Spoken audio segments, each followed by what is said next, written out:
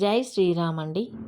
ఈరోజు మన మాటండి వీడియోలో నాకు తెలిసిన మన రాముల వారి గురించి అయితే కొన్ని మాటలు మాట్లాడుకుందాం. శ్రీరామ కథను, చరిత్రను చెప్పే ఆది కావ్యమే రామాయణం. దీనిని వాల్మీకి రచించాడు. ముల్లోకాలకు పూజనీయుడైన శ్రీరాముడు పుట్టినరోజే శ్రీరామనవమి. ప్రతి సంవత్సరం చైత్రమాసంలో మార్చి లేదా ఏప్రిల్లో వస్తుంది ఈ పండగ. శ్రీరాముడు పునర్వాసు నక్షత్రంలో జన్మించాడు. మొత్తం 9 రోజుల పాటు శ్రీరామనవమి పండుగను జరుపుకుంటారు. శ్రీరాముడు మామూలు చక్రవర్తి లేదా రాజు అయితే రామాయణం ఇన్ని వేల సంవత్సరాల పాటు గుర్తుండేది కాదు. శ్రీరాముడు ఒక అవతారమూర్తి.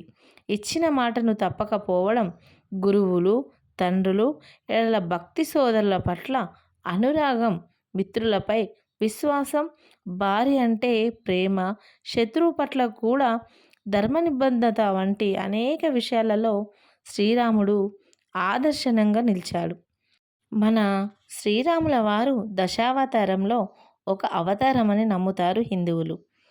క్రూరుడైన దోపిడిగా దొంగ అయిన రత్నకరుడు కేవలం రామ అనే 2 అక్షరాలు జపిస్తూ మహర్షి వాల్మీకంగా మారి 100 కోట్ల శ్లోకాలతో రామాయణాన్ని రచించారు. తర్వాత ఈ శ్లోకాలను 3 లోకాలకు పంచి ఇచ్చాడు. ఒక్కొక్క లోకానికి 33 కోట్ల శ్లోకాలకు వచ్చాయి. మానవులు ఏ ఆదర్శాలనైతే ఆచరణలో వాటిని త్రికరణ శుద్ధిగా ఆచరించాడు. దీని ఫలితంగా జీవితాంతం ఎన్నో కష్టాలను అనుభవించాడు. తండ్రి దశరథుడి ఆదేశం మేరకు మహాసామ్రాజ్యాన్ని వదిలేసి అడవులకు వెళ్ళి ఎన్నో కష్టాలు పడ్డాడు. మహాసంపదవంతమైన దశరథుడు సామ్రాజ్యానికి శ్రీరాముడిని చక్రవర్తిగా అభిషేకం చేసే ఏర్పాట్లు జరుగుతున్నాయి.